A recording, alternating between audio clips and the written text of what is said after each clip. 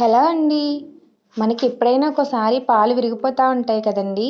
లేదా మనమే పన్నీర్ లాంటివి చేసుకోవడం కోసం పాలు విరగ్గొడతా ఉంటాం. అలాంటి వాటిలోంచి మనం గట్టి పార్ట్ తీసుకున్న తర్వాత అందులో వాటర్ మిగిలిపోతుంది. అదైతే పారేస్తాం కదండీ! అలా పారేయక్కర్లేకుండా దానిని కూడా మనం మొక్కలకి యూజ్ చేయొచ్చండి. అయితే ఇందులో చాలా మంచి బ్యాక్టీరియా ఉంటుందండి. లాక్టోబాక్టీరియా అని ఉంటుంది. అది మొక్కలకి చాలా యూజ్ అవుతుంది. ఈ వాటర్‌ని మనం ఒకరోజు పక్కన పెట్టేసి, మరుసటి రోజున ఇలా డైల్యూట్ చేసుకొని మొక్కలకైతే ఇచ్చుకోవచ్చండి. ఇది ఇవ్వడం వల్ల మట్టి చాలా గుల్లగా ఉంటుంది. అలాగే మంచి బ్యాక్టీరియా లాక్టోబాక్టీరియా అనేది ఇందులో ఉండడం వల్ల మన మొక్కలకి చాలా యూజెస్ ఉంటాయండి.